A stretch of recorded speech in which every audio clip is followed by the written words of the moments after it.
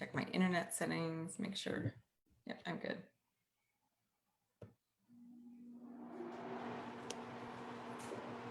Thought I was good.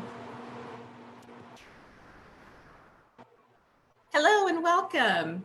Thank you for joining us. If you're on this early, you are probably watching the replay. So give us a hashtag replay to let us know that you were here and that you saw it. My name is Evelyn Knight. I am the founder and CEO of Childcare Business Professionals, a company that helps childcare business owners find success while turning a profit and maintaining high quality research-based standards. I'm also a childcare center owner and I live the work every day. I breathe it, I'm there all the time. So I know what it's like to really just be in the trenches. I've been a director. I've pretty much done everything there is to do in the childcare field. I've even been the cook and the bus driver in my career.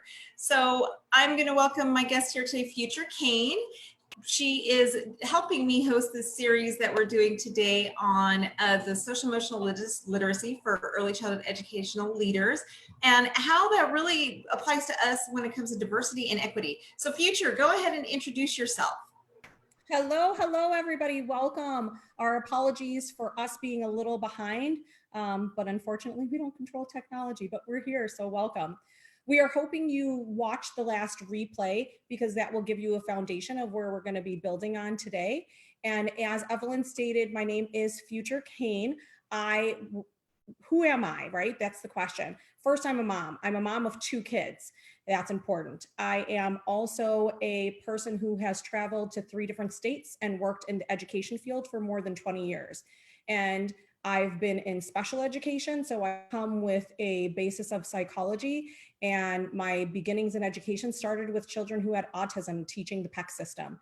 And as that happened, I went on and got my master's and had different licenses to become an administrator. And I sit here today as a certified yoga instructor, which brings, I think, a different asset to the game of education, in addition to also me being the director of social emotional learning currently at my school district. What I want to state is while I'm here with Evelyn and with all of you today, the views and the items that I am going to present is no way in any shape or manner connected to the school district that I do work with. So that is important as we travel on this journey. So thank you for coming. If you do not know what you came to, we're in the series of what the hell is SEL? And a lot of people have been hearing this term lately, and SEL stands for social and emotional learning. And we follow CASEL, which is the competencies that you could see here on the wheel. And we're going to do deep diving. And the deep dive begins with this self-awareness. So that's where I will begin with all of you. I first want to state today that there's a lot going on. We're living history book. We will see all of this in the current times, whether it's COVID-19 or whether it's the racial unrest in the history books. And we will probably be talking to our grandchildren or great-grandchildren about the episodes in which are taking place right now. And with that being said, I have to give you, I come with a lot of data. Sometimes data is good. And I also say sometimes it could be bad because I know a lot of information and it will keep you up at night. So the reality is that we are seeing an increase in anxiety, an increase in depression, an increase in physical and mental abuse, domestic violence. The divorce rates have increased throughout the world. So we're sitting in a time where there's a lot of emotions going on.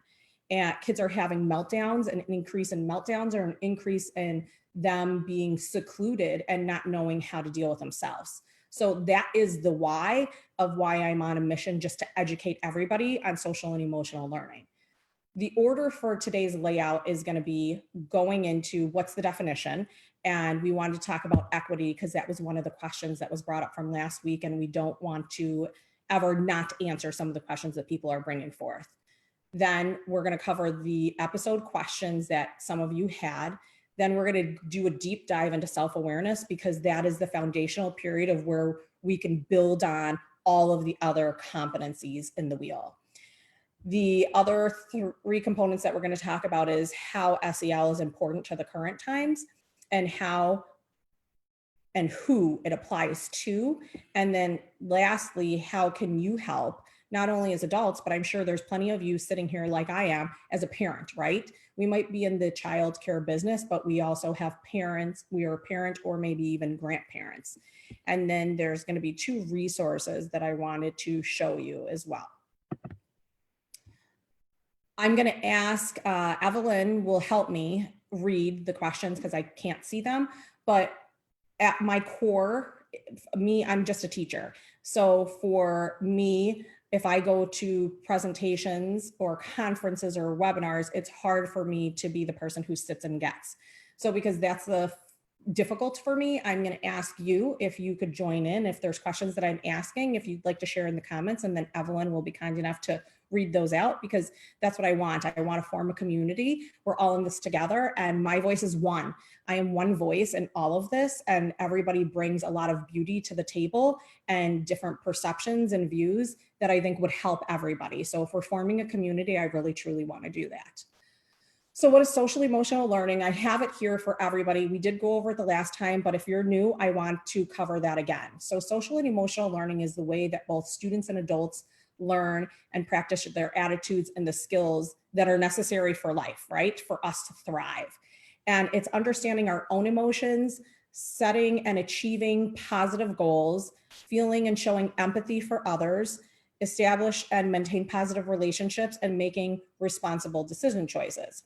We have to remember that SEL is a universal approach. So I know some people will say, well, what's a universal approach? It means all students and all staff, okay? And it includes the social and emotional needs, concerns, and skills that are all wrapped in one to focus on the whole child.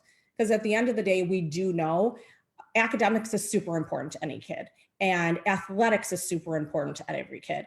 But if you can't manage your own emotions, if it's difficult for you to collaborate and have positive relationships or make responsible decisions, the work of life in general will be a little bit more difficult for you. So we just want to touch on that. I'm also saying that we need a systematic integration of social and emotional learning in our classes, in our homes, in our schools, and in our community. And that involves being very intentional to cultivate a warm and supportive environment for all children. And I'll repeat that again, for all and every child, regardless of what they bring to the school or to the daycare. Okay, I'm skipping over transformational SEL because we talked about it last time. It hinges on what I just said before. The transformational, you could do SEL, right? If we want to sit here and do a checklist, because I know that's what some daycares in the state has put out, a checklist of requirements. And it's the same as equity and diversity. There's some people that say, well, I did it, right? Let me check the box. And the reality is that's hurtful to me. I'm going to say that. And it's hurtful because equity and social emotional learning is not a checkbox. It's actions in which we have to fully implement on a continuous basis in life, every day, in every facet of what we're doing. And that's why CASEL, which is the framework that you see here before you, has come up with a new definition for the transformational SEL. And it's the process by which young people and adults build strong and respectful, lasting relationships that facilitate the co-learning.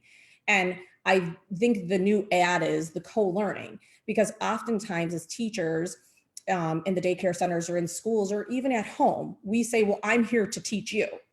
But the reality and the beauty is I can name hundreds or not thousands of kids that, yes, I was their teacher, but I don't even like to look at myself as a teacher. I like to look at myself as a facilitator of learning, because they taught me so many things too that helped me grow. And that's where the co-learning for all comes into place. So I wanted to touch upon the questions that people ask, but it was important for us not to just answer them. I wanted to have everybody look at what the questions were so that we can have a deep dive talk. And if people want to raise their hand and add something, then please do that. The first question, and we're not going in any order. So it's just, here's the questions that we received. So the first question that I'm going to discuss and touch upon is, I am opening a new center that is in a wealthy area. I do want to make sure I serve a diverse group of children. How can I accomplish this?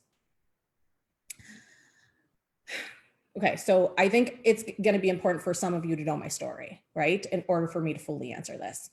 My story is why I sit here today before you as a strong, beautiful, biracial woman.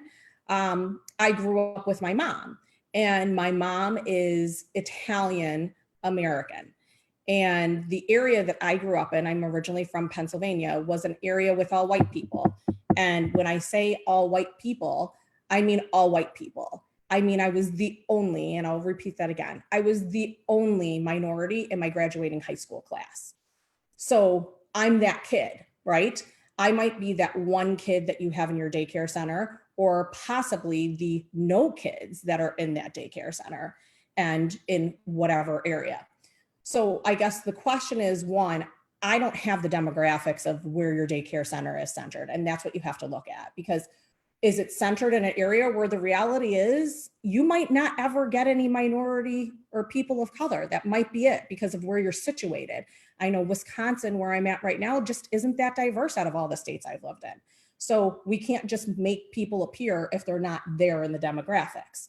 I think the second thing that you need to also understand is, even if it's possible that you live in a wealthy area, and I guess the other thing I want to push on is, when we say wealthy, are you stating and excluding that there's people of color there because it's a wealthy area, right? I need to push on people, because I guess why state that it's a wealthy area? That's my question to you, right? Why state that's a wealthy area? Because I'll sit here and say, I live in a wealthy area too, but I never state that, right? Our areas in the North Shore are known to have a lot of money where I live, but that's not a characteristic I was ever described. So I'm here to educate and to push on people. So if you're in a wealthy area, I don't know what the demographics look like. If you're also saying you're in a wealthy area and there's no children of color in the area, then they're not going to come if there's nobody there. If they can't come, one thing I would say is, then I'm going to push on you and you could contact me. How then are you going to implement diversity into your center, right? And there's many different ways in which we could do that, because it's not, even if the kids aren't there of color that they could actually see and learn from, then it's up to us as the adults to help those kids see diverse groups of children. How are you doing that is my question. Next. I'm going to jump in here really quick on this one. I do have background on this person, and so I can give you a little bit of history here. So she actually immigrated to the United States from Central America. Okay. And I think she herself is feeling very outnumbered in the area that she's in right now. Mm-hmm. And it is in Portland though. So in Portland, there is a lot of opportunity. And I have worked at centers. It's actually way before I became an owner, 15 to 20 years ago, that was in a very wealthy, predominantly white area. And the one thing that we did was we set aside 25% of our slots for subsidy children. Mm-hmm. And that actually, and keep in mind, this was in Reno, Nevada, so it's not quite as big as Portland. But we did actually get them to come. There are a lot of parents who are looking to get their children outside of their immediate areas. And at the time, it was, again, about 20, it was, my son's 21, so it was about 20 years ago. And at the time, there was really no quality childcare within the lower income neighborhoods. So there was a lot of parents who jumped at the opportunity to have their children come to this, a childcare center in this neighborhood, because they figured it would be higher quality. So that's where I would suggest, maybe try to sign up, make sure that you do sign up with subsidy to give other parents the opportunity that may be looking for that.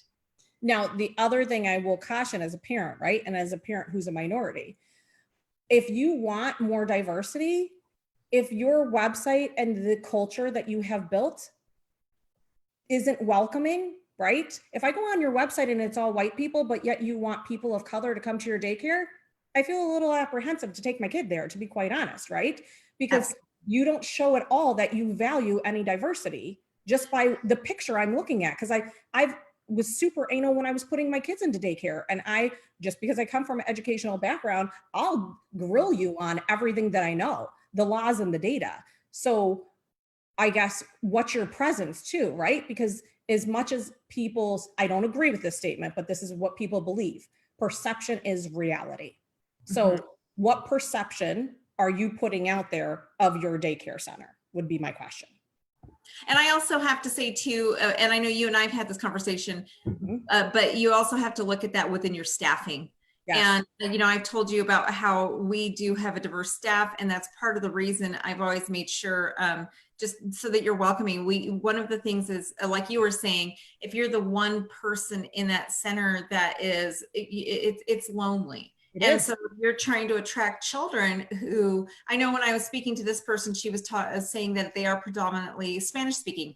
Well, and of course, the lady who asked this, she is Spanish speaking also, and that's what she's trying to attract. It's, you know, that's wonderful to have her there, but you also want to have somebody in the classrooms too, that, you know, looks like them, speaks like them. And I mean, and I go so far as, let's put things on the menu that they feel welcome, and you know, make sure that there's things on your walls and whatnot. So that's, I think, is an important point too, is it's not just the website and what's out there for show, but it has to be internal also. It's the culture. It's the culture. The other thing I would add is, if that person, you know, if Spanish is who they are, right, it's part of their culture, then that's an asset you bring, right? So I guess then I question you of why wouldn't you be selling that and saying, I have teachers in the classroom who are then teaching Spanish to these kids.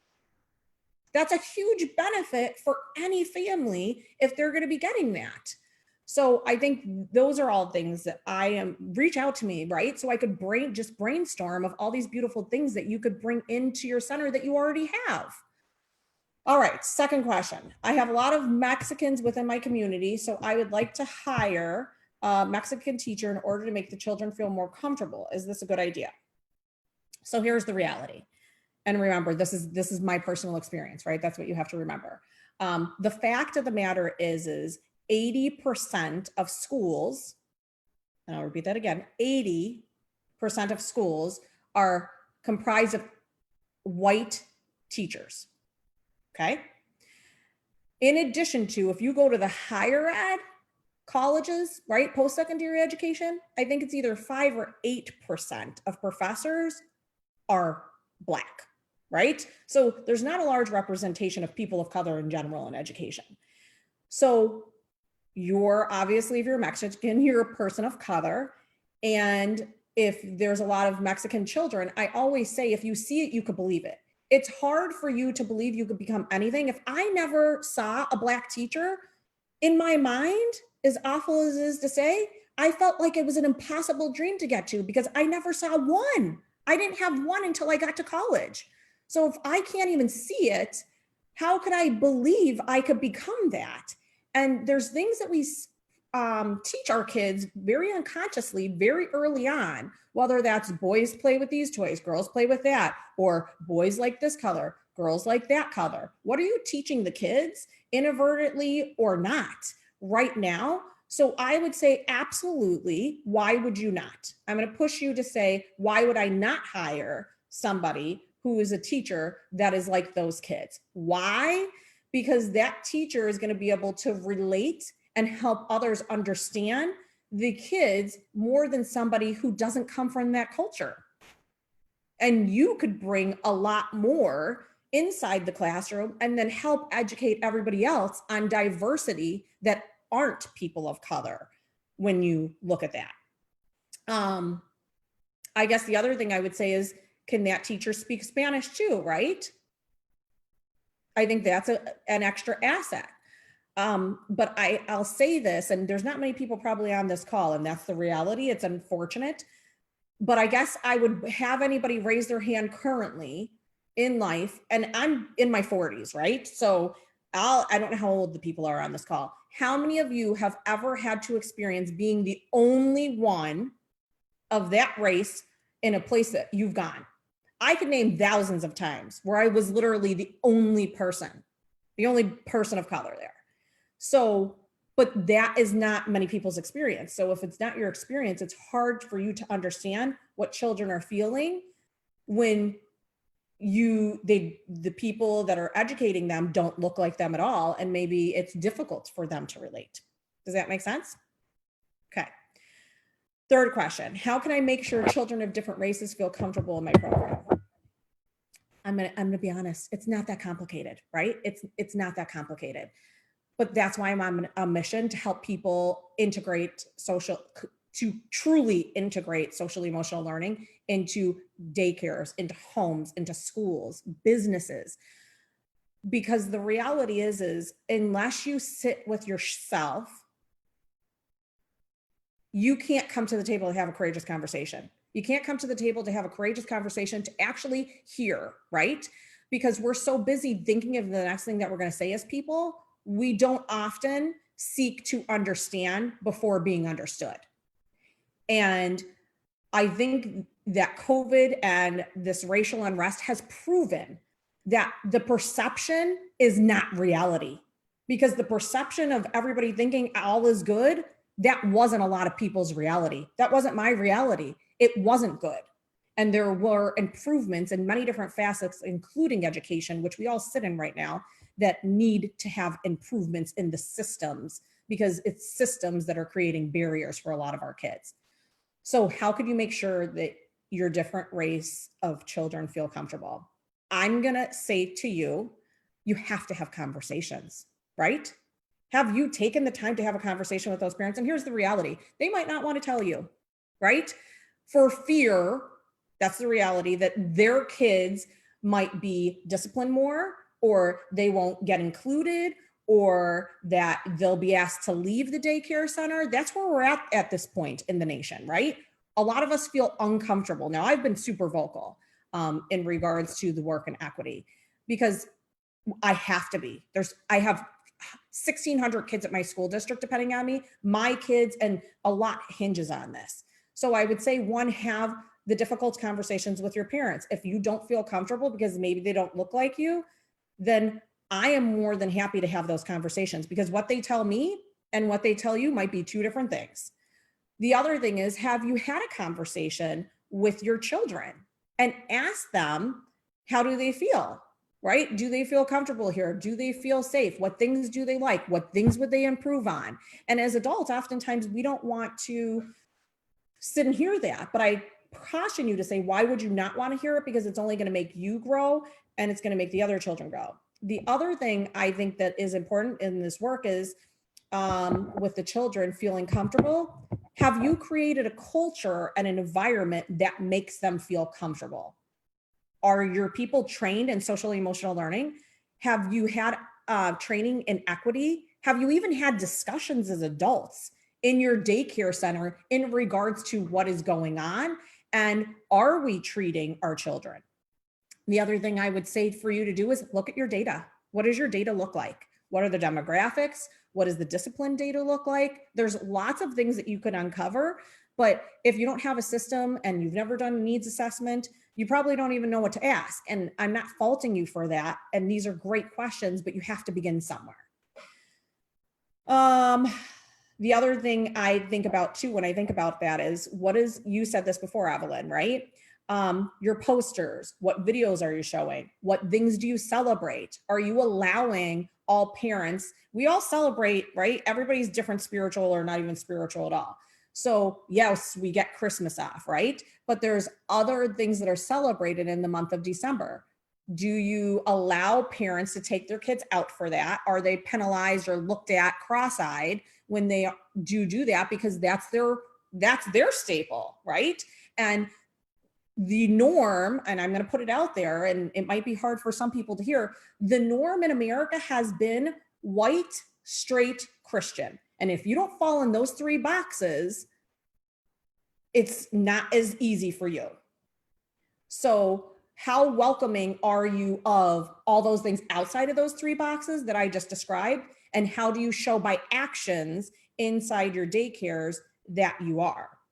The other thing I need to state is we have to be mindful of just our vocab and our conversations, right? And I think we have a lot of first generation, Black males or low income families, whether it's people of color or not, or disabled veterans. Are we telling those people stories, right? Do our kids ever hear of all these stories inside their daycares or not? Because you're exposing them to certain cultures and ways of life, but are you exposing them to all?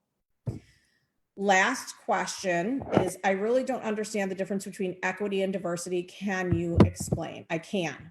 And you know what? I'm going to explain in the next 2 slides because it's so deep that I can't just say one thing. I'm going to show you in slides.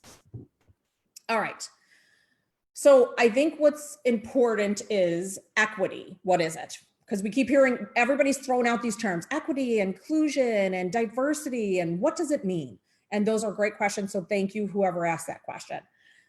Equity is defined as leveling the playing field. If I say self-awareness is super important. You have to sit with yourself of saying, has the playing field really been leveled for all people in America and across the world? So equity is the guarantee of fairness in the way that all people are treated, the accesses they have, and the opportunities that they are given. It's the freedom from bias or favoritism, and it helps to eliminate the barriers that have prevented full participation of some groups. The other thing I added on there, it's the personal and social circumstances of people, because at the end of the day, the personal and social circumstances that we sit with are the kids. And the kids didn't ask to be born into whatever they are, whether it's their race, whether it's religion, whether it's the social identity that their parents share, right? They didn't ask for that. They have socioeconomic status, I think of, right? But they have circumstances in which they were born into. And those circumstances should never prevent any child from reaching their full potential. But I'll sit here and debate for you with hours with data, if you would like, that that's not true. And we've proven that as a society, that there are children who have been prevented from reaching their full potential because of them being denied access to certain resources and certain opportunities, and the way that they've been treated in regards to discipline, in regards to academics, in regards to where people are allowed to live. So that all comes as one package. The other thing I think people have to remember is at the bottom that I put equity in education requires us to put systems in place, right? And that's why I want to help you. It's to put systems in place to ensure that all children have equal chance for success, right? Which requires understanding of the unique challenges and barriers that are faced by individual students. And that's why that person who asked the beautiful question before of, how do I bring diversity into here, right? Well, you bring it by having conversations, but you have to get comfortable with it being uncomfortable, because the conversations might not be nice. And it might be difficult to actually hear some of the stories, because I'm sure there's people sitting on this call that if I was that mom at the daycare center, I could probably pick out several things. Well, you probably want to look at this, and this. But it's hard for you to come with that lens because your perception from your experiences have been formed. That's what I will say to that. The other thing is, if you're going to level the playing field, it's going to come with several things that you're going to need to do: money, academic standards, and content delivered. I'll repeat that again: money, academic standards, and content delivered. So we're here, and I'm hoping you're here to break down the barriers. They set standards of respect and call for all students to view each other as equals, right? That's what we're looking for. And for faculty and staff to treat each student with respect. And that's adults too, right? It doesn't just come down to children. It's the adults that you're hiring. And regardless of their differences and their beliefs, that's what it comes down to. I mean, I'll give you an example. How many women are on this call? For years, we've been fighting for equal pay, right? I mean, how many cents on the dollar do we get as men? So we've been fighting that. That's not a level playing field. We'll all sit here today and say that. There's data to prove it. I could show you the numerous articles and research, but it's not right, right?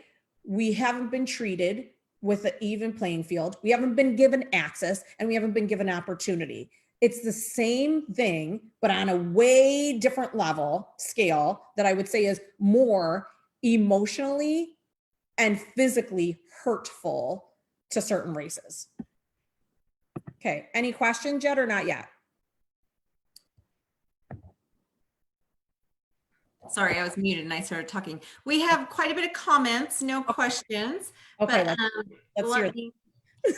let me go back in. Okay, do you want me to go through this, or you want to say your comments? I actually have them right here. It says, I love this. We learn from them too. I think regarding the children, we learn from them. Annette is having issues, so she's going to watch us later. Okay. And then let's see, I know I had we're streaming on a couple different areas, so I've got to switch back and forth. Okay.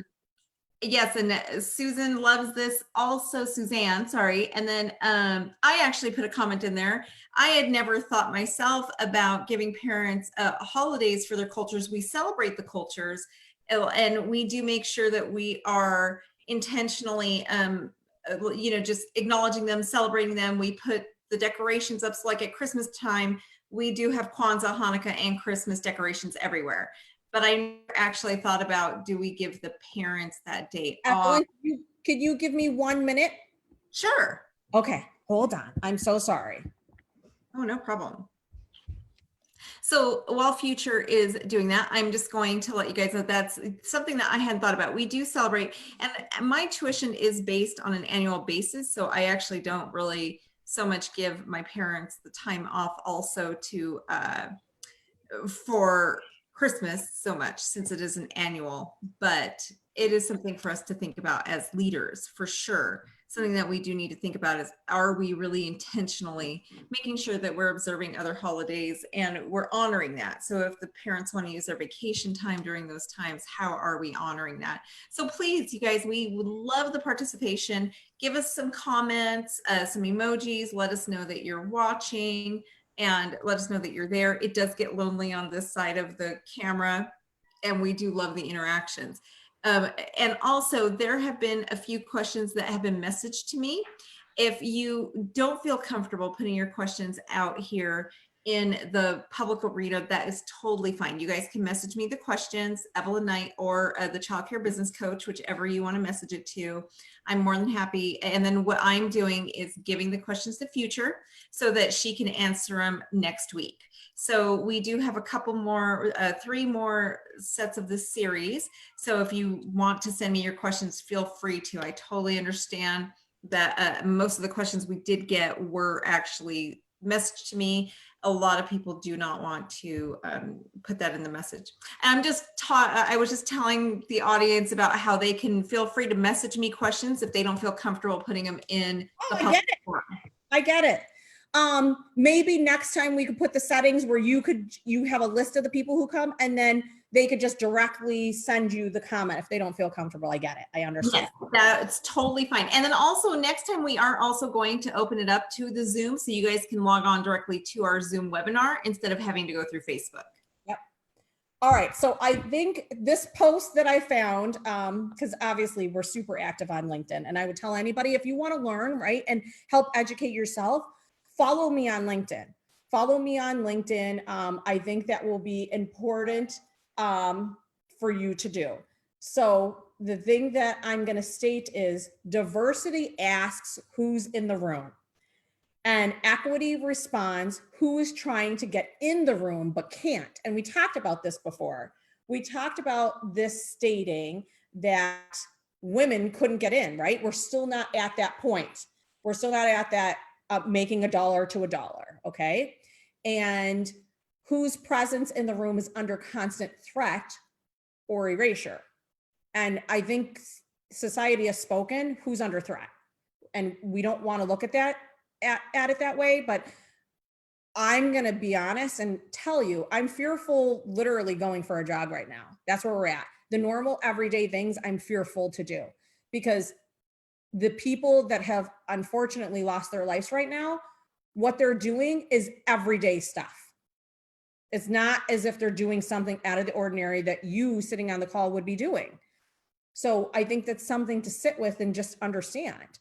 I think the other thing to also understand with what is going on is somebody put a post today and it has parents, moms of the people who unfortunately were taken.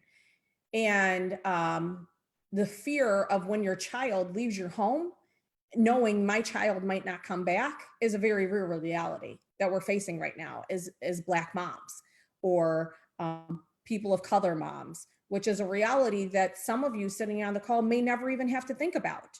But I want you to think about that. That's what some of the parents are coming to your daycare centers knowing, right? I'm leaving my kid with you. What's going to happen? And not saying you're not all kind-hearted people and our intentions are good, but we've all seen, and I will say this, good people are racist too. And you may not know that you're being a racist, right? But it's up to you to help educate yourself too. So inclusion then asks, have everyone's ideas been heard? And that's why I said to you before, you're asking, well, what about diversity and how the parents feel, right? How do the students feel? Then you need to ask, have you asked your staff? Have you asked your parents? Have you asked your students? Because I could give you some pointers of how they might feel, but I think it's going to come from them. And if you think you're just going to have a conversation with them out of the blue and haven't built a relationship with them, it's going to be super odd. And they're probably not going to give you their real feelings on how they feel. Then justice responds, because justice is a big piece of all this.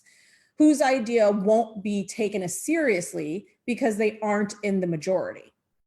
And I think that's what we keep saying. Voices have been silenced, right? I come to you with many degrees. I have a lot of degrees. I have years of experience.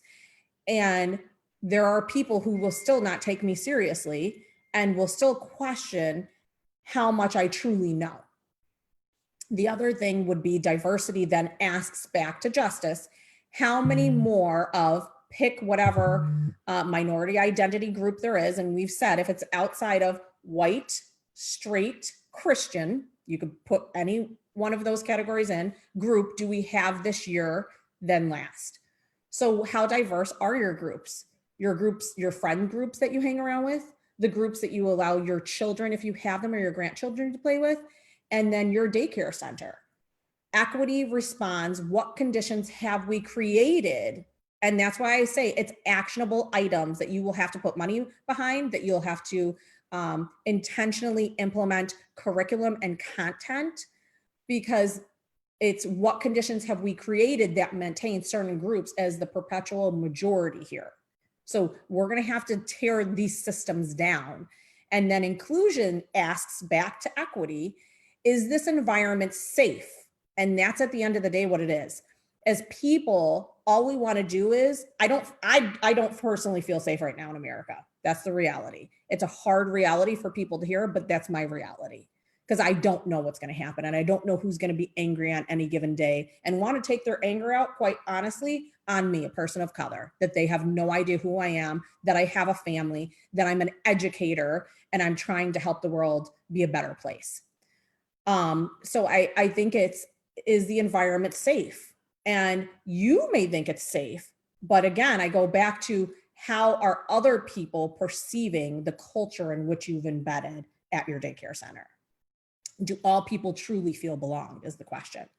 And then lastly, justice challenges by saying, whose safety is being sacrificed? And we've seen whose safety is being sacrificed right now. And minimize to allow others to be comfortable maintaining dehumanizing views. That's what it is. So this is a hard conversation, but I would say to you, go back and look at it. Take a picture with your phone right now, because this is what we're experiencing right now. And the more that we could sit with ourselves and have a self-awareness, the sooner this work is going to be able to move forward. Okay, so the next slide. Dr. Adrell A. Hilton is a professor, just in case some of you don't know. And it's important because it ties into exactly what's going on today. Personal experience has proved that people in higher education are human first, with learned prejudices that have been passed down through the generations and of which are hard to let go. It is only through knowledge of and exposure to people of different races, culture, religion, gender, sexual orientation, and those with disabilities that insight is gained about another person's lived experiences. Without this knowledge, any degree of empathy, respect, or joy about any person who is unlike us is impossible to understand. When no conscious effort is made to learn about diversity and equality, progress is impeded. So here's the words I need you to focus on today. Knowledge of through exposure to people other than yourself. I could sit here and proudly say, I have friends from all walks of life. I have a mentor who is a white male, right? He's my mentor. And I've been friends with him for many years. And I'm so grateful and thankful for him. I have my best friend since first grade is gay. And I'm proud to say here, he's been married for 20 years, which is longer than most of my straight friends. I have friends that I have that they're classified technically with having a disability. So you are the people you keep. Do you even know anybody outside of what you are? And if not, then I would say, then you need to start broadening your horizons and meeting some new people because they give you so many different views. The other thing I want to call attention to is it's going to be impossible to understand, right? Some people, if I would tell you the stories, you would probably say, Future, you're lying. And I'm not, because it's painful. The experience in which I've had to sit through an experience are painful, but you're not going to understand if you're never going to put yourself out there to sit and understand somebody else. And you have to make a conscious effort in order to do that. You really do. And that's why this wheel begins with self-awareness. But I think he beautifully wrote this, and it's encompassing of all things right now and just in general for life to make you a better human being. The next thing is from that question, diversity defined. And I just want you to think about you're walking down the street and I'm walking, I don't know if you're walking with your family, you're walking with a friend, you're walking by yourself. And you're seeing all these people across the road, come and going, laughing, smiling, listen to their music. I want you now to think of what's the first thing you think about when you see those people. And I push you to say, what's the first thing? Because there's this beautiful flower, right? And oftentimes when we're walking down the street and you see people other than yourself, whether it's a Black person or a person of color, you are never usually going to say, oh, there's a 45-year-old person. You're never usually going to say, oh, that person has a mental health issue, because oftentimes you can't see it. You're never going to say that person speaks Portuguese. You're usually gender. Obviously, we all sit here. You could say if it's a male or female, but I'm not forgetting my LGBTQ people too. So what are people classified as? You may not know. You could take a guess. Sexuality. You usually, you don't know if they're straight or what they associate with. Culture, often I would say that's hard for people to guess. Cognitive and physical disability, same. Religion, you're not going to be like, oh, there's a Christian person, I know they're Catholic. Same with undocumented rights or protection if they are. Ethnicity or socioeconomic status. I say this because you could sit here all day long and not want to say it because it's uncomfortable. Usually the first thing people see is a person's race. Unfortunately is. And I'm going to push you even further to say it's the first thing that you see. And what's super offensive to me is I can't tell you how many times I've heard this all throughout my life, whether I was little or whether 40s now. When people are talking and they're describing people, nobody ever says that white female Evelyn, the childcare owner, right? But I would caution and I'd question you to say, Are people saying, oh, Evelyn has a Black female coming on to speak about equity? Why do you need to say what I am? And why does my race matter?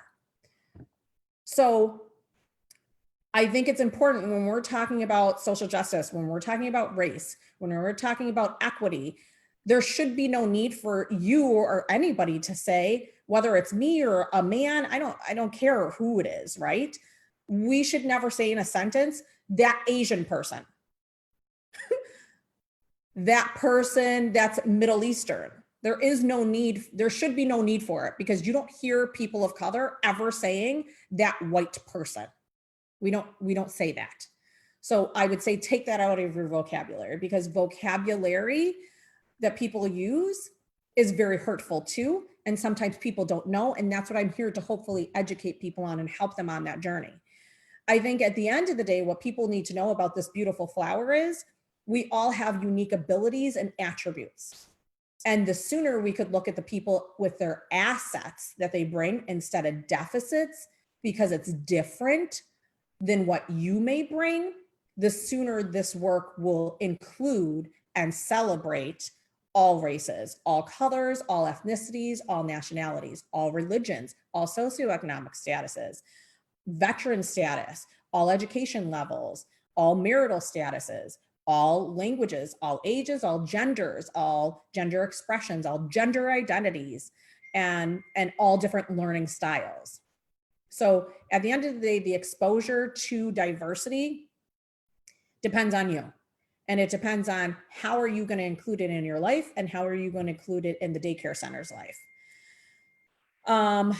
I think people just need to broaden their terminology, right?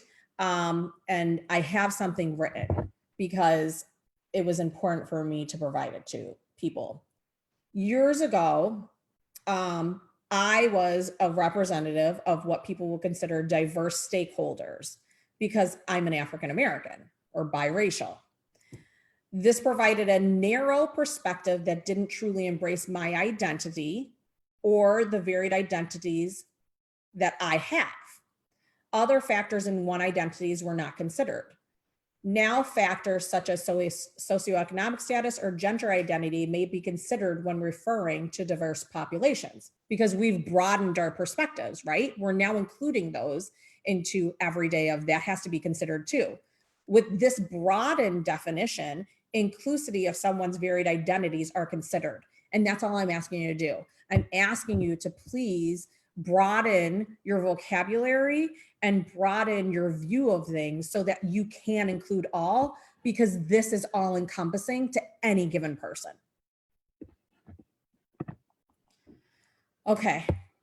I think it was important that Evelyn and I put this up again. We talked about this last week, but you have to remember at the end of the day, people want you to be able to feel them, see them, hear them, and value them. That's what we want. That's all we want. And at the end of the day, you can't reach that if basic needs on this triangle are not met on Maslow's. If a kid's psychological needs of food, water, basic needs, if they're not met, I know on any given day, if a kid's coming hungry to school, or if a kid just safer at home, I think I've talked about this before, is not safer at home for everybody. I'm sorry, that's the reality. There's lots of kids in the first 2 weeks we were out of school panicking. Like I couldn't sleep at night because I knew some of the kids' experiences and I knew what was going to happen to them because they couldn't get out then. They didn't have school to come to. So what you have to remember is a daycare center provider, whether it's for your staff members or whether it's for your children, of what psychological needs are they bringing that need to be met at the center, and are you meeting them? Or are you inflicting more pain and trauma on them when they're coming? I think those are basic questions that you have to ask yourself. But again, if you can't sit and have an honest conversation with yourself and look internally of, you know what, I could improve on this, or I was doing this, then you will never get to that point. You meeting self-actualization will not be anything that you'll be able to achieve in your lifetime on this planet if you can't do that. And as much as I want it for people, I could give you a whole bunch of resources, right? I could help you implement many different things and have different brainstorming sessions or talk to parents or talk to your staff with professional learning. But if it's a one and done and you don't have a system and sustainability for this, the work it will be a self-fulfilling prophecy of, see, the work doesn't work. All right. So self-awareness. We talked about this last week. It's the ability to accurately recognize one's own emotions and thoughts and their influence on the behavior. It includes accurately assessing one's strengths, because we have many, and challenges, and poses well-grounded sense of confidence and optimism. And it applies now to racial, class, gender identities. And we have to take a sit and look at ourselves internally of, what are our beliefs that we hinged upon? One of the beliefs that we've been taught is perception is reality, right? And I believe it's a falsehood. Perception isn't reality. Perception is a small segment of our own reality. That's the reality. And your perception, I bet you if you had a conversation with me, you said, Future, can I just talk to you for 15 minutes and pick your brain? Your eyes would be wide open of, whoa, I didn't even consider that. How many people will consider that there's people of color that are sitting here when their kids are leaving the house scared that they're never going to come back? That's not your reality, because you don't have to think of that, but that is reality. So that's why I'm saying we have to sit with ourselves to know then other people, right? Because you have to know yourself, and you have to be able to say, okay, I'm going to come with compassionate, non-judgmental eyes so that I can actually hear other people and hear what their experiences are. You have to remember, this is going to be a growth spurt.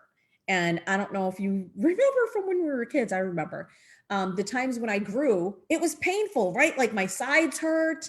You were fatigued and you wanted to sleep a lot. And I'm here to tell you, it's okay. This is it's going to be a growth spurt. If you want to jump into that growth spurt, it will be one. But this growth spurt is not going to be like, I feel refreshed.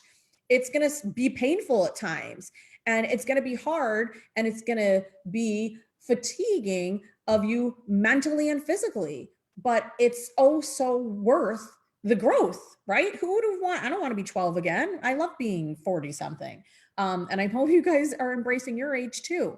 So I don't want people to go back to that. But again, I go back to the self-awareness and social emotional learning, and a deep diving and embedding that is going to be essential for you to do that work.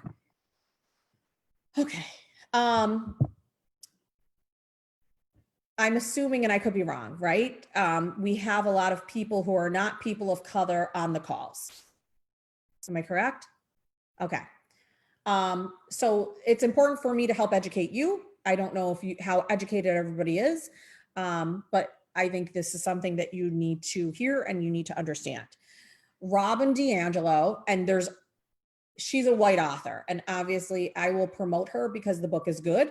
But there's many other books that I think people should probably read that are written by Black authors too. But Robin DiAngelo has a book, and the book that she has is called White Fragility. If you haven't got it, you probably want to YouTube her. She has great videos. Maybe I'll even share them with Evelyn. They're 20-minute videos or 6-minute videos to say, oh, I never looked at it that way. And just listen to her. And if you like her, then I'd say go out and buy her book, right? But listen to her first before you want to do a deep dive into the book, because the book is going to be painful, is what I'm going to tell you. It's going to be a growth spurt moment. So Robin DiAngelo said, to avoid talking about racism can only hold our misinformation in place and prevent us from developing the necessary skills and perspectives to challenge the status quo. This is one of our whys. Sorry for the 2 R's. Understanding you gives you a better understanding of one another. I'm going to repeat that again. Understanding you personally, internally, gives you a better understanding of another. That's what it is. Because a lot of people, unfortunately, have misinformation. There's a lot of misinformation out there about what a culture or a race is that isn't the reality. And she speaks about what white fragility is, and what it comes down to is white fragility of white people are Houdinis of escaping wanting to talk about race. because it's super uncomfortable and because you've never had to do it. Well, it's uncomfortable for you. I've had to live in the skin that I can't get out of for 40 something years. So race has been something that I've always talked about. Why? Because I've always had to experience it, right? It wasn't a choice for me. I can't opt out of this situation. And I'm not even going to say fortunate for you, because if people don't have diversity in their lives, I don't say that's fortunate in my personal opinion. But I would say that race hasn't been something that you've had to talk about often, and not often enough to actually go deep and hear views that are going to push on you. So this is why teaching ourselves to be self-aware and teaching our kids these practices are priceless too, right? To understand yourself as a person is to give yourself the ability then to understand another, and to be able to be compassionate and be empathetic and truly internalize what they're saying. It provides you with racial humility and more of a willingness to listen to others, especially those of us who are different than you. You're less focused on the intentions and more focused on the impact that you as a human being are going to make for your self-growth and for the growth of your daycare, for the growth of your family, for the growth of your kids. Because the reality is, at the end of the day, people remember how you made them feel, not what your intentions were. And I can't tell you how many times I've gotten to arguments, and I've called people on it. I've called businesses on it. I've called workers on it. And people always want to go back to, right, when somebody challenges them, oh, that wasn't my intent. Okay, but at the end of the day, the intent doesn't matter, because I know how you made me feel. So the question I'm going to ask you is, how are you making your staff feel? How are you making your kids feel at the daycare centers? How are you making your parents feel? And I'm going to really push on you, if you haven't even asked them that question, then you need some internal self-reflecting to do, if that's something you've never even asked them. Okay, next. I am self-aware, then I dare to go deep. Because that's the reality. This work, I'm going to tell you, I've been on this journey for years, right? Especially me going very deep and thinking on it. And it's difficult because you have to sit with painful experiences, right? And some of us bring trauma to the table. You have to sit with that. And it's not comfortable. If I talk about race, religion, politics, emotions with white people, it is often going to be met with, this is what it is. And I'm telling you, this is my experiences, because my life, I'm going to state that again, my life has been around white people. That's my life. That's what I was born into. And I love my mother, not saying I don't, you know, was a strong woman to do what she did in the 70s, to marry a Black man against the will of the whole entire family, is what she did. So I love my mother, but I don't love the experiences in which were unfortunately given to me as a child because of people. And that's why I'm here trying to help educate people, because we're all in this race together. That's what it is. So I need you to sit with your own self-awareness, because the things that I've experienced, when I don't have to choose to go out of my way to help educate people, right? Because there's such thing as Google and all these other things. And I'm not saying Google, right? It's hard to find the real good information, because the Google has a lot. That's a good thing and a bad thing at times. But I'm being courageous and brave by even bringing up some of these things to you to help educate people, to say, that wasn't right. But oftentimes it's not met with gratitude and saying, you know what, thank you for helping me grow or look at it through a different lens. We should also, as white people, look at it to build authentic relationships and trust, right? That's what it should come down to. It should be sitting with your guilt, because you might be guilty of that person who said something not nice or took an action, whether you crossed the street or clutched your purse or whatever it might be, that you feel guilty about, but then process through that information, because you're here now, but this isn't your end stop. It doesn't have to be your end stop. So you have the information, where you're going. The other thing is, it's going to be uncomfortable. So you have to be able to sit with it and just listen, right? That's what we're asking for people to do, is just listen. The conversations with the kids or the staff members or the parents that are people of color might be difficult for you to listen to and uncomfortable if you get to that place. Or if you were to say, Future, can you come in and just have these conversations with people? And if I was to gather the information and give it to you, it might be uncomfortable, but you can't grow if you don't do that. The other thing would be review the narrative that you have accepted and believed are facts about others. So what biases do you believe? Because those inform our thoughts. And eventually they inform the actions and the behaviors in which we take out on others. So what are you doing? Humility is a beautiful thing, and vulnerability is too. To be able to sit with your own self and sit through it and actually admit, like some of the conversations I've had on LinkedIn, the ignorance in which you've brought to life and the things that you've done which were hurtful is super courageous, and it's super vulnerable. I don't know how many people will be able to get to that point. I know I've met people who've gotten to that point, white men, a lot of them, that are saying, yep, here it is. I'll speak on this.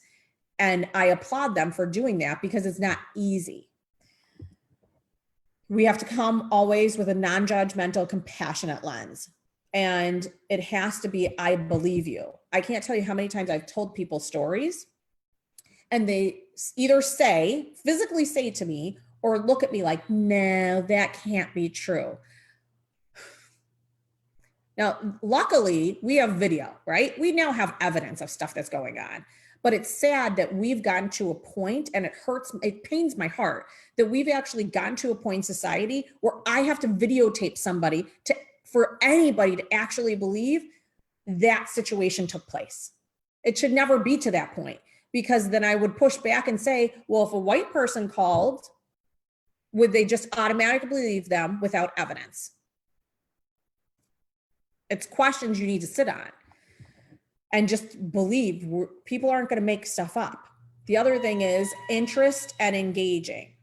You have to take an interest in having a diverse group, and you have to be engaged with the work. Motivation to be better and do better. That's going to be a necessity for life. And then the last thing is acknowledge the fact that you may be wrong. It's okay. It's okay, right? I admit it all the time. I could own it. The people I supervise, or if my supervisor is coming, I'm not right on, and we don't have to be right? We need to get out of our egos, essentially, is what we have to do, right? It doesn't matter if I'm wrong. Okay, I'm wrong. It doesn't make me any less of a person. It doesn't mean that I wasn't trying to do what's best. It just means in that situation, I was wrong. I will own it. And it's the purpose of just understanding that conversation itself. And I'm sorry. It's as simple as, I'm sorry. Now that I know, I will do better. That's all it is. But studies have shown 76% of whites are having conversations, but with other whites. Okay. Now that's mind-boggling to me, because that's majority of the people that are white having conversations with other white. What experiences are white people going to bring to the table to open up your eyes to see what other people of color are actually talking about, and the things that we're trying to bring to the forefront to make things better? So I'm going to say, can we have conversations, again, from 3 previous slides before, with other people? That's what I'm asking you to do. And I'm here. I'm super excited. I'll talk to anybody. That's what I want to do. I just want to educate people. That's all I want to do. But if you don't put your foot in the water first to dip it in and test the water out to have the conversation, then we'll never get to that point. The other thing I think that is powerful is we just want people to be safe, right? At the end of the day. And there's lots of people, whether it's people you're friends with, if you're friends with people of color, or staff members or children, who essentially are pushed to code switch. And we're pushed to code switch because we don't feel safe, or the culture hasn't been made safe in the environment in which we're in. So we have to assimilate to the culture, which is often the white culture in which we live. So I think that's something that everybody needs to realize too. Starting with these small conversations is where we're going to be able to go. Do we have any questions that I need to pause, or can I keep going? Okay. So here's the deep dive. And the deep dive is courage plus vulnerability plus honesty. That's what we have to do.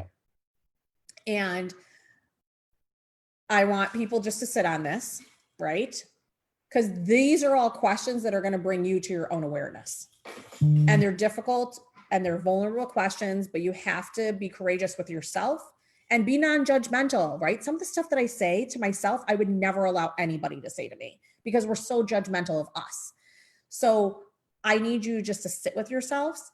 And one must remember that living a segregated life is a powerful message, because I'm going to ask you of why do you want to live in that segregated life? And are you recognizing and challenging the prejudices? And what are you teaching your kids? Are you teaching your kids to have those same prejudices and those same bias? Or are you teaching them to dismantle and that we should view everybody, and we have to do that through our actions, that everyone is equal? So the questions that I would ask you to ask yourself, and take a picture with your phone. When am I my best self? We all know we bring so many beautiful gifts to the table, but when are you truly at your best self?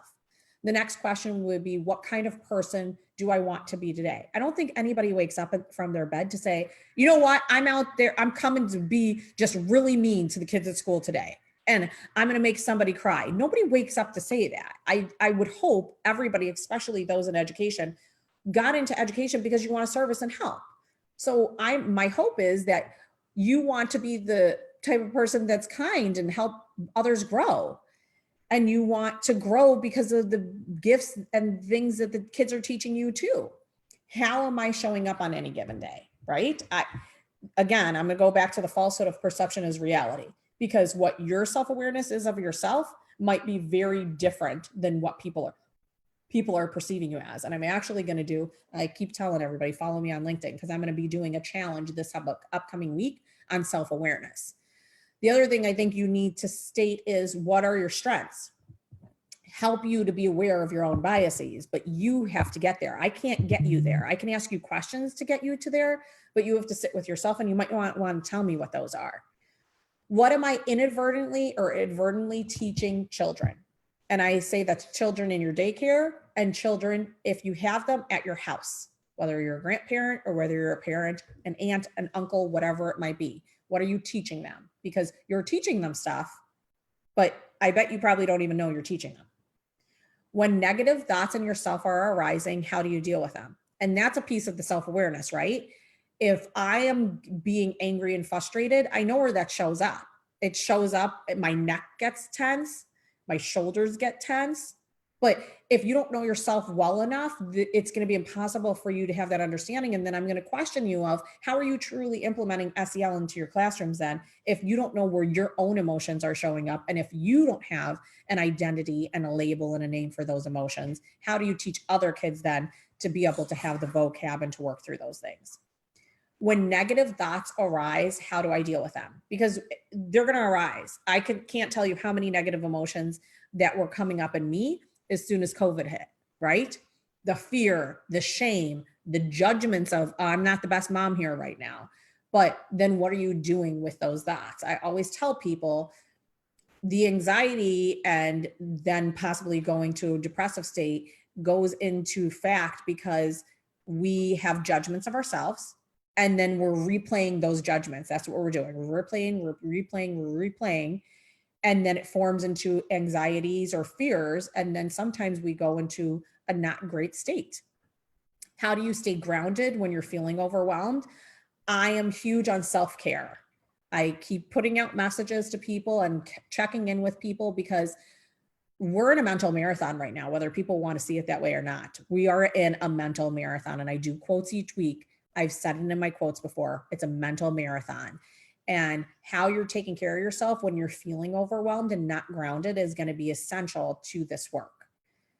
What situations make you feel terrible where and when do those emotions show up, and what struggles have I had, and what did I learn from those experiences, right? We could talk about all this stuff, but at the end of the day, the question is for you to do the deep dive that's vulnerable. What are you learning from all of these experiences? And now that you've learned that, where are you going with that for the future, for it to be a better future? Do you have any questions, Evelyn? I saw you shaking your head a lot. Oh, you're on mute. Sorry. I know, I just start talking like, no, I'm disagreeing with you. I'm not seeing any questions coming in right now, but yes, I just am agreeing with what you're saying. It's all so good. All right. So this next, this isn't mine, it's Lorea's. She is a friend that I met in the SEL work. It's a beautiful graphic, and I think it applies today. And it applies to SEL because she stated pretty much that we have to teach with the heart in mind is what we have to do. So there's SEL, but then we have to cross bridges. And there's a bridge for some. Here's the reality. The journey in which we are going, or you're going as a person, I can't tell you what bridge you're on, right? Are we on a really long bridge? Like my bridge is shorter than most people, right? Because I've done this equity work for years. I live and breathe it. And I've done the SEL work. However, everybody's on a different path, on a different journey right now, and at different places. And I think we have to recognize that too. If you're going to do professional learning, you have to recognize that people are at different stages. And you can't make the assumption, because perception is not reality, that just because I'm at this state, that everybody else in your daycare center or the parents or the kids are at the same spot. Okay. So I'll put that out there. Second, it's how long or short is your bridge? I don't know, but you do. Or if you don't, then you need to do some self-awareness checks, which I keep pushing. So we have 3 bridges that we have to cross. And what she's saying is, one is celebrating diversity. There's lots of centers that don't do that, right? And I'm going to push on you. Celebrating diversity, here's a hint, is not just Black History Month in February. That's not what it is. So what are you doing to incorporate the celebrations of diversity throughout the school year, weaved into everything that you do? And that's the what of self, because then we develop collective responsibility, right? We are collectively educating everybody about all the different beautiful diversities. The next is the nurture inclusive relationships. Because at the end of the day, this all hinges on the relationships. Because if I don't feel psychologically safe with you, whether I'm a kid, whether I'm a family member, whether I'm a staff member, we will not have these conversations. Why? Because quite honestly, I don't feel safe with you. And I think my words are going to be held against me, and I don't know what the repercussion of those words will be. So we will never get to that point of crossing the bridge, which is the how of what we're going to do it, which is why building those relationships are key to this work. Then that's where we create the equitable relationships, by having those conversations and understanding equity, because you've gone outside of your comfort zone to understand other people's perceptions, which are their realities. The last of the bridge is building engaged communities. Now, COVID-19 exposed how much some schools weren't a community with their families. Okay. And we literally hinged on parents to help educate the kids. So we should then use that as a teaching experience to say, let's go back. What relationships do we need to build upon? Or where is our relationship with our families? And do we need to do a better job of helping them on this work too? Right? What can I provide as professional learning to my families to help them? Because at the end of the day, it's a wheel. And that SEL isn't just school. It's home, it's community, it's layered all together, because the kids are going from your daycare center to their grandparents' house, possibly to their aunt's house, to their homes, and in their community. It's all one big happy family. And the sooner we could learn that we are truly we, and it's not an I thing, the sooner this work will move forward. So I say the last is the why, because everybody always wants to know what is the why. It's we have to build engaged communities in order to activate the actual social transformation that we need, that this country and the world needs to take place. Self-awareness in children. So people are going to say, okay, well, how do we help our kids become self-aware? Okay. Here's several ideas. It's the social interaction process that takes place. I can't, unless I come to your center, I can't say what's taking place, right? What do those interactions and the processes that you have in place look like at your daycare centers? It's as simple as that. What do your processes and interactions look like in your home? But you have to sit with yourself to say, here's what I'm doing, or here's what I'm not doing. And it's okay, because now you know, and now you can move forward. The next would be emotions effects are how and what we learn. Again, I stated Maslow's hierarchy. We keep bringing this up. If a person doesn't feel safe, if you think that they're going to soak in and learn all the academics that you're teaching them, I'm here to tell you, I'm going to argue that with you. Because if I don't feel safe, I don't even feel safe to listen and learn. So it's going to be really hard for that person, whether it's an adult or a child, to thrive. Not only be successful, but to thrive, because emotionally they don't feel safe. And any given emotions that they're coming with on a given day, I mean, think about ourselves. We've rolled out of bed sometimes on the bad side of the bed, right? Where I'm just not feeling it today. And you can't tell me that the way you go to work on that day, as opposed to the way you go to work on the day where you're like, woo, I totally have this and I feel awesome and great and I look great and the day is just shifting and going as I had planned.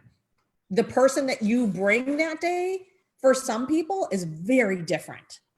And we have to remember that if we as adults are doing it, if you think that kids aren't doing it too, then you're wrong, because they are. Everybody's bringing different emotions from different situations, from different experiences that we know affect their learning. And the next bullet is, do the children understand themselves, their emotions, their thoughts, their cultural identity, how they fit into the school, family, and broader world? I can't answer that question, but you can. And are you teaching this at your center? And what does that look like? Is it one day out of the month? Is it no days? Is it 2 times a year? I don't know, but if you're not teaching them, we teach them how to write. We teach them the ABC. Yes. We teach them all these other academic things, right? We'll even teach them physical education, right? Let's do all the different sports. But why has nobody said, I'm going to sit here and I'm going to teach you what the different emotions are, how the different emotions are showing up, what thoughts you should have, positive affirmations. Here's your identity. How do you, and not even saying here's your identity, how do you identify, right? A person may be a person of color. The person of color might identify, I could tell you on here today, which I don't, but I'm saying I could say that, maybe I identify as an Italian American. Right. But you would perceive me as, well, she's Black, which I'm not. I'm biracial, but that's the assumption, right? And again, I state perception is not reality. So you have to ask the children those questions. You have to ask the families those questions. And I hyperlinked. Let's see if it shows up. Yes. Okay. So there's 3 different wheels. There's wheels of emotions. You can help your kids learn the different emotions. Are you working on this?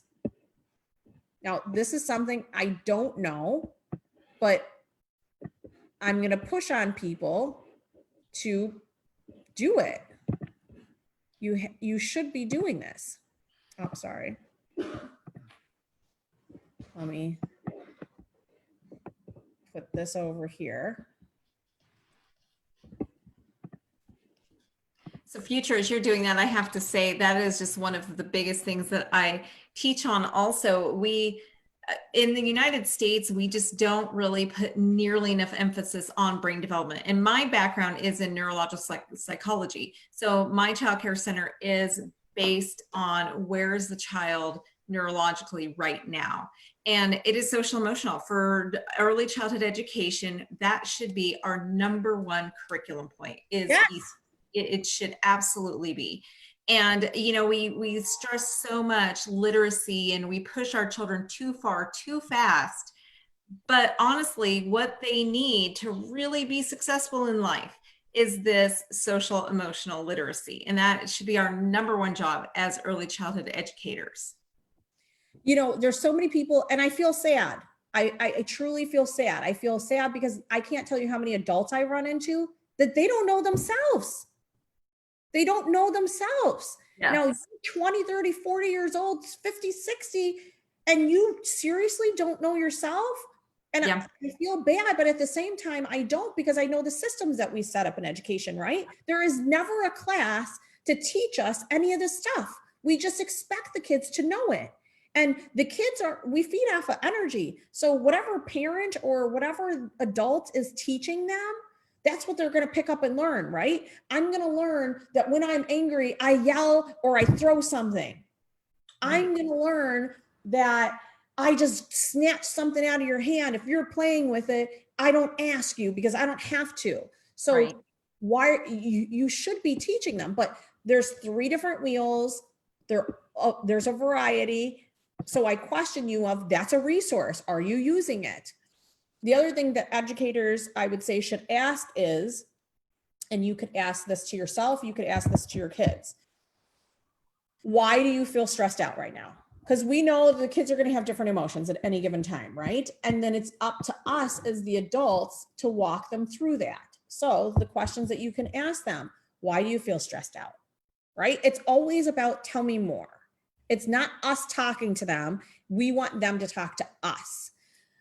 When do you feel angry? That's a question. When do you feel happy? When do you feel frustrated? When do you feel joy? When do you feel fear?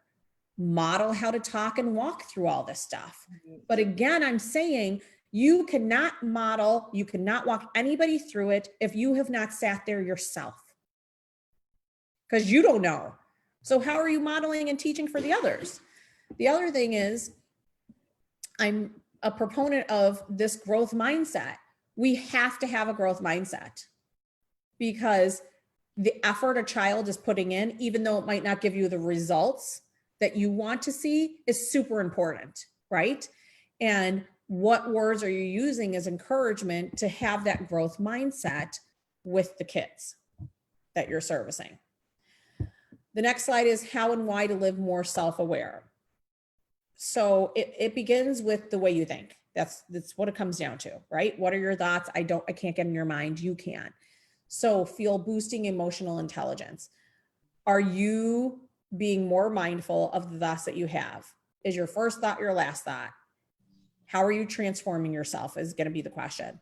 And then get feedback, right? Again, I'm stating here, perception is not reality. So what you perceive yourself as and what your coworkers and your friends may see you as, or the values they feel that you embody, might be totally different than what you believed you were showing to everybody. Right. The other thing I would state is the daily self-reflection, right? At the end of every day, if that's what you want to do, what are things you are good at and proud of from that day? And then what makes you happy? Because different things are going to arise on every day, weekly. Put thoughts down on paper and write feelings, what's working, what's holding you back, successes and failures for each day, and what your values and what's most important to you. And those values should be your convictions in which you're going to stand in. So I'm going to point to all of you to say, have you stood in your convictions? You see what's going on with the equity right now, right? With the civil and racial unrest. Are you pointing fingers and having conversations with people that are saying or doing actions that you know just aren't right? Or are you sitting there quietly? And you have to be self-aware of that. I can't help you. I can call people out when I see them just knowing something's not right. And then you're going to sit there and not say anything. And especially with kids, if a kid says something crazy to another kid, then you should call the kid on it. Now, I would never say call the kid on it in front of any other children. I don't believe in doing that. But I think in pulling him to the side and letting the parent know that this is what this kid did or said. Because when you don't call it, what are you teaching the kid then that it was done to? Because you're teaching them something. Right. The other thing that I do, and it's not for everybody, I'm super spiritual and I practice meditation. I've said this, I don't know if I've said this before, but I'm certified yoga instructor technically. And no, I don't teach yoga to adults. I specifically went to get certified to bring it into the schools. So meditation for me improves, and studies have been shown that it does improve your mindful awareness and gives you a more peaceful reflection of yourself and just the world in general. So I already do this, but then are you doing this? And do you have activities that are in the classroom that are giving children their own serenity is what I'll ask. All right, so I think this is a good visual because this is what life is about, or here's what I boiled it down to for picture wise. So life is about, at the end of the day, what are we constantly doing as people? Solving problems. Whether it's a mom and the kids are saying, Mommy, get me breakfast. Mommy, can you give me money to go to this activity? Mommy, can I do whatever? So that's the mommy field, right? Then you have, if you're married, you have your spouse. Can you get me this? We need to do this, right? We're constantly sifting through all these different problems. When are we going to buy a house? When are we going on vacation? What are we eating for dinner? Simple problems, but there's all problems that we're having to solve. And then the last is our life as educators. We are constantly solving problems. I think I don't even know. The number was outrageous. Hundreds of questions on any given day. The average educator answers hundreds of questions literally in one day. And we do. So we're constantly solving through problems. And one of those problems might be, hey, how do I get more money? Or how do I get paid? Or I'm on a soccer team. How am I winning that game? Or for kids, how do I make friends? Even as adults, right? I've moved so many different places. How am I going to make new friends now? There's endless solving problems that we have to do is basically what I'm saying. But I think this is a good visual and it's a Rubik's Cube. And you're probably saying, well, what's the point of the Rubik's Cube? And I'm going to tell you the point of the Rubik's Cube. The point is perception, right? And reality. We come and solve problems with prior experiences, which then form our perceptions of what it is. And your Rubik's Cube, unfortunately, especially if you're a staff member, right? Or maybe if you're a parent or a child, you might not have all the colors, which are the answers and all the different facets of things that you have to look at to view something in the correct manner. So your Rubik's Cube might just have red and yellows, but you are going to come then to solve that problem with the perception and the self-awareness that you brought to that table. Not meaning it's the correct way, but it means that that's what your Rubik's Cube had. But then there's other people who have all the colors on there. And the more you expand your lens, the more you understand diversity, the more you understand equity, the more you understand your parents, your staff, your children, the more colors you will have on your Rubik's Cube to be able to solve all the problems that are brought to you on any given day. So again, as I stated, the solutions are always based on our perception. And our perception boils down to our own self-awareness. And that's why I'm going to keep with my sign here of you need to do your own self-awareness. And you need to do your own self-awareness because how are you actually solving problems if you don't have all the pieces to the Rubik's Cube? So solutions we can see based off of our own perceptions, as I stated. Those perceptions are based from our own awareness. That's what it's based on. You can look at something, but have very different solutions because we all have different perspectives. So the perspectives in which I come into your place with to say, you have to look at this, you may not have even ever considered because you just didn't come with that perception because your awareness to it wasn't there. Evelyn is a daycare owner, and many of you sitting here on daycare owners, I'm sure if you talked about getting a solution with staff and the solution in which you would bring would be slightly different because you have the many different colors on your Rubik's Cube as opposed to the other people that possibly don't. Okay. So I said, there's resources. So there's resources that I could do, but this is one. And this one is called Consciously Me. And you could have 2 or more children playing it, as many as you want, right? And I put what's the needed material. So you need index cards, 3 different markers, a board to write the 3 categories on. So what you're going to do is you're going to ask students to write or say 3 or positive characteristics, because that's what we want to focus on. We want to focus on people's assets. So what are 3 positive characteristics that they have of themselves? And 3 different categories are the physical self that they have and bring to the table, the social self that they bring to the table, and the inner self that the kids bring to the table. And here's the sentence. I gave you examples so that you can do it, but examples are below. So physical, like my curly hair, right? I came with curly hair as a kid. Well, most of the kids that I was around had straight hair. I'm going to be honest.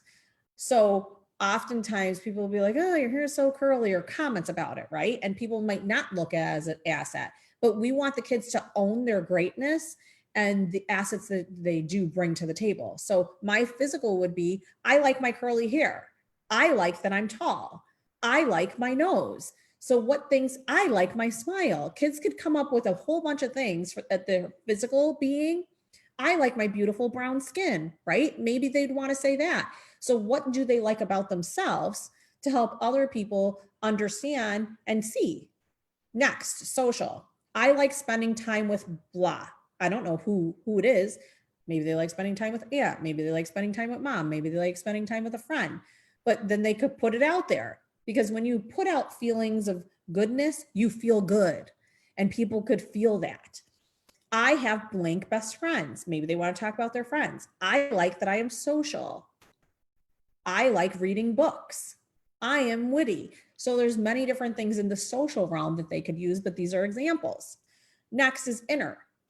What are they inside themselves? Because oftentimes we don't ask the kids to think about who you are or what you want to be until they're in sophomore or junior year in high school. Why are we not talking with them about that earlier to get them thinking? So I dream a lot. Okay, maybe you could push on them and say, if you dream a lot, what do you dream about, right? I am confident. I like that I am patient. I'm happy. And this all gets them to know have an understanding of who they are and who other people are too. The next is the I am me, and it's called I am me most extraordinary. So you could only do this one. It's 2 to 6 players. And basically you need 6 pieces of 8x11. So it's the printer paper, tape, and then music. So this is a movement one, which gets the kids moving, which kids so need on any given day in the classroom. So I hope you are doing that too. On each piece of paper, it has something different written on it. And here's the 6 categories. I am an emotion. Okay. Most of the time. I can believe that. I am learning to. One of my strengths is I enjoy. And then the kids all walk around the circle. Maybe you have 2 circles going on. You play the music. When the music stops, they have to land on a piece of paper, and then every kid shares out. I am what? What emotion are you most of the time? I can tie my shoe maybe, or I can go on the potty. I believe that. I don't know. What do they believe? But this will give you a better understanding of your kids in your classroom too. And then I put examples below. I am happy, positive most of the time. I can sit quietly, because that's really big for the kids, especially at the age of the daycare. I can listen to my thoughts. I believe that life is an eternal journey. That would be me. That's what I would say. The other thing that I would say is I am learning to be more patient. I think that's what I am doing throughout this time. One of my strengths is I am personally super positive, and I enjoy doing yoga, running, reading. But then you could share out, they get to know you as a teacher more too, which I think is totally awesome.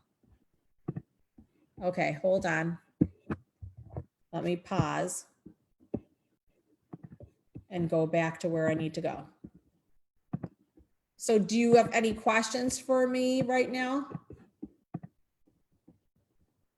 Evelyn? Let me double check the feed.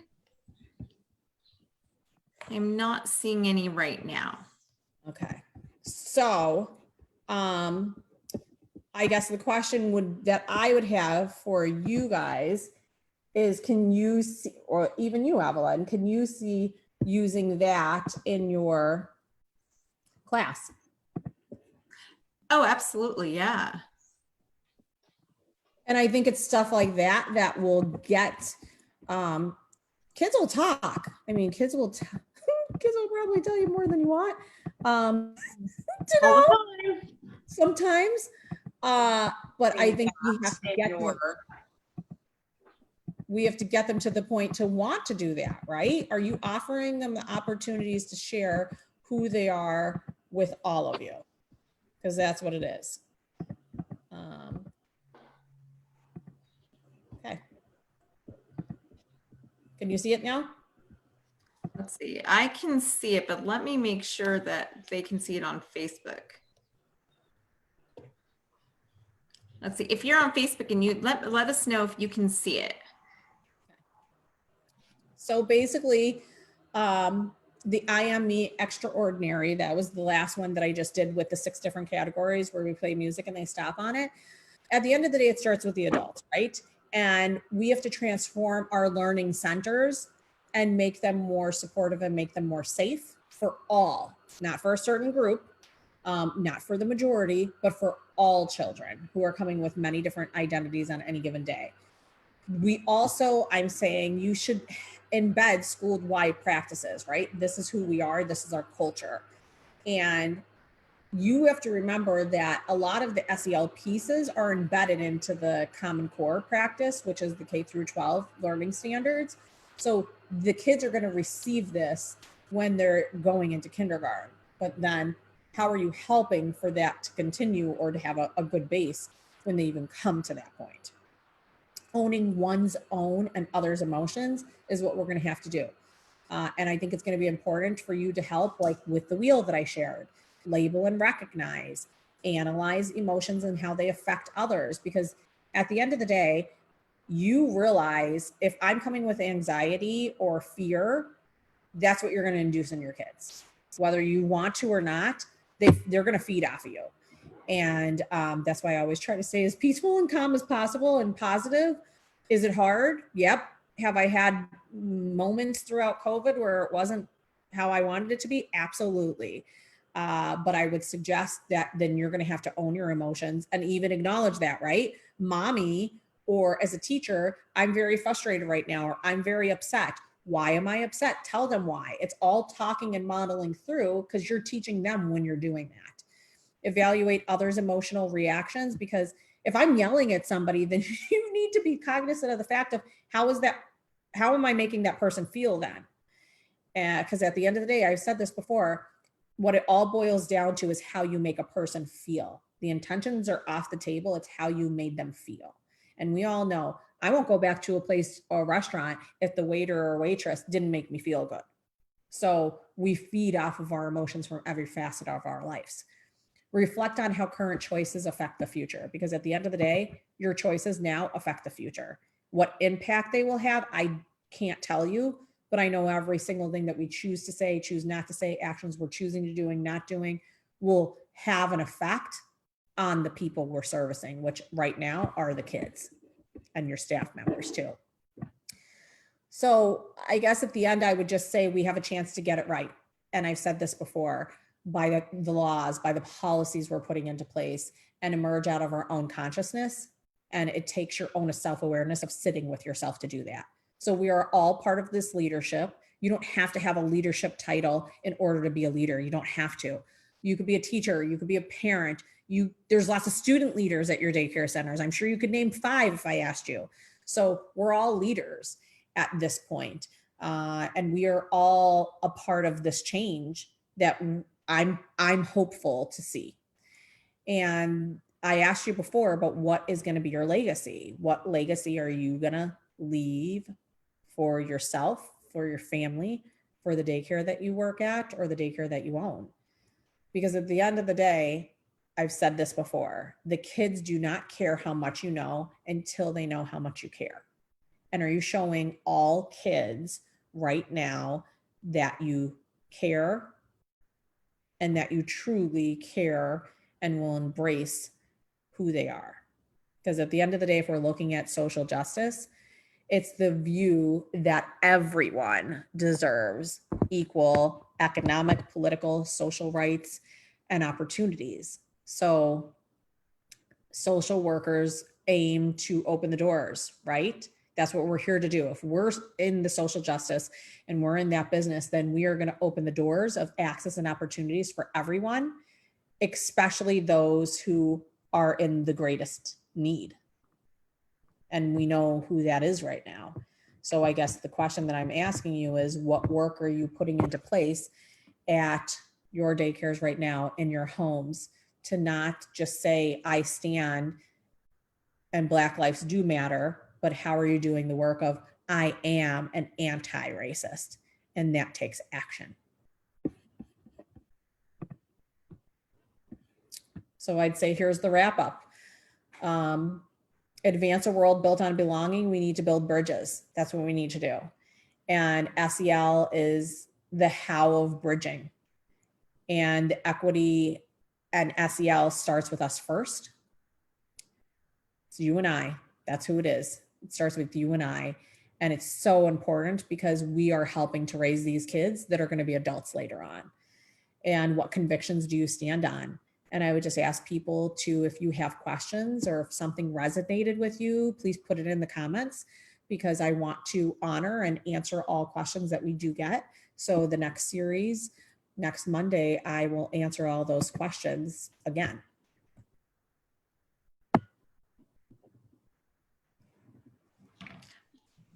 Thank you, Future. That was wonderful again. And we do have some more. I don't know, sometimes my phone ends up lagging.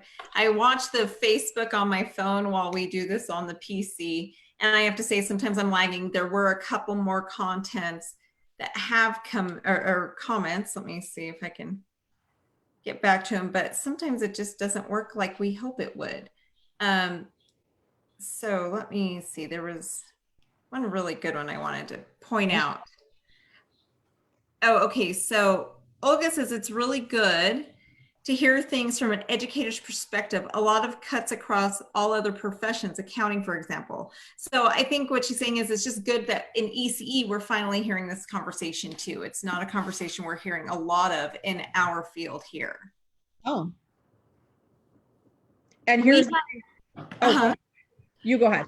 Well, like I was telling you, we do have a lot of checklists, and, you know, like I was saying, you know, these boxes that you check off, make sure you have diverse baby dolls and posters and books. But I think what we are not hearing a lot of is actually putting it into your everyday practice, making it policy procedure, and also making sure that it is really alive in the center. It's not just the boxes that you're checking off in order to be, you know, in order to score as a diverse center. It's not. And I would say our district takes pride in it. I would say we've talked about it, right? SEL is going to be one of our top priorities going back to school. And I've said before in previous slides, you have to put the money behind it, right? Yes. So I have people that I supervise because that's how much our school values it. And I'm not sitting here saying that you need to go out and hire a person who's a SEL person to be full-time at your staff. I'm just saying you need to seriously think, how am I going to embed this, right? Or how am I going to get people trained in this to provide them with something that I know needs to be embedded and weaved throughout all of what you're doing at your center. Right. Make it a real, true part of your brand and your culture. Correct. Absolutely. Okay. Was there any other things that I could respond to? I think that's it. I think we're probably going to see a trend of getting the questions on the back end, Fine. which is totally fine. And we can start off each session with questions, and that's totally fine if people feel more comfortable messaging the questions. So thank you so much. I'm going to end our live presentation now. And again, you guys can contact Future. She does work with centers and individuals on making sure that this really comes to fruition within their own center and lives. So if that's something you're interested in, make sure to contact her. And let's